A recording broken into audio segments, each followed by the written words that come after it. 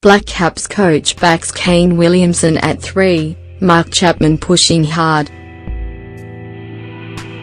Black Caps coach backs Kane Williamson at 3, Mark Chapman pushing hard.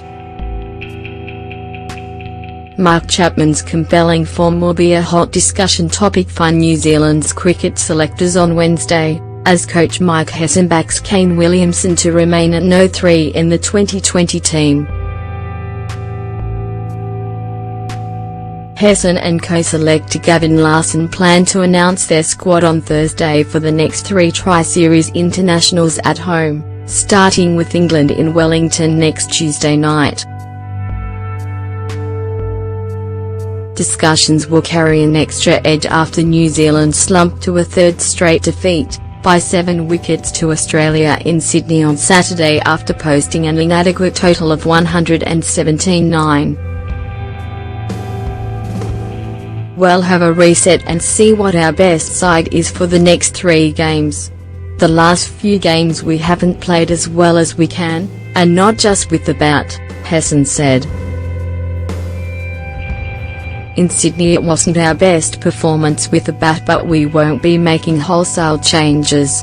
We also won't be ignoring performances over a period of time as well. Segue to Chapman, the Auckland left-hander and 19-time T20 international for Hong Kong, who on recent form cannot be overlooked much longer. On Sunday the 23-year-old hit 117 off 104 balls in Auckland's Ford Trophy win over Wellington at the Basin Reserve, and is clearly the 50-over competition's leading run scorer with 392 runs at 98. He can make a further selection bid against Canterbury in Christchurch on Wednesday. In the T20 Super Smash, Chapman was 4th on the run charts with 307 at an average of 34. His strike rate of 172 was the best of the top 15 run scorers.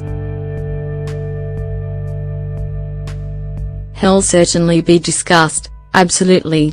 He was discussed for the last couple of series, and I thought he played really nicely on Sunday.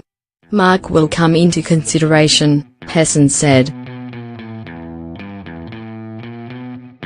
Chapman would most likely replace Anaru Kitchen in the squad and challenge Tom Bruce for a place in the starting 11, in the top 5 at Westpac Stadium.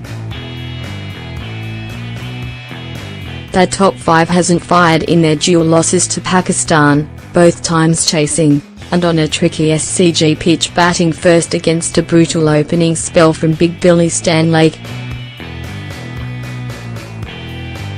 Captain Williamson scored 0, 9 and 8 in that losing streak, the latter innings spanning a painful 21 balls on Saturday.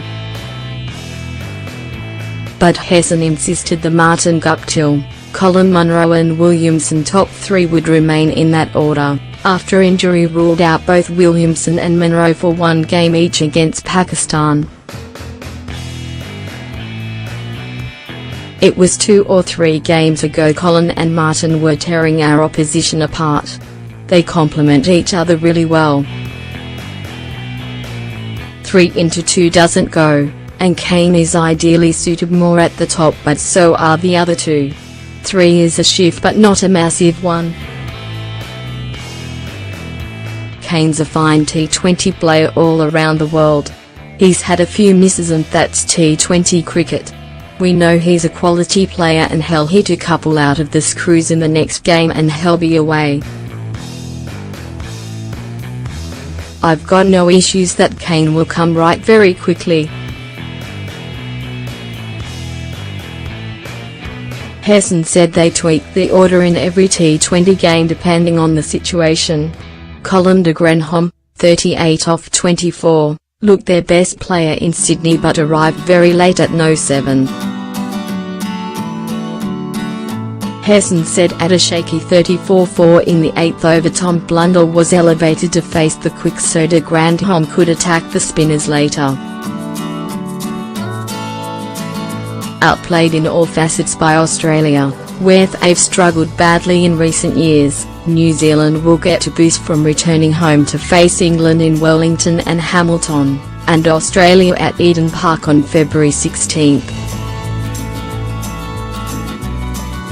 Hesson said batting wasn't solely to blame in their 3 straight defeats and was disappointed his side had been off their game in all 3.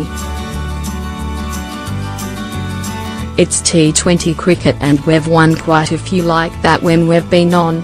Sometimes the opposition plays better than you.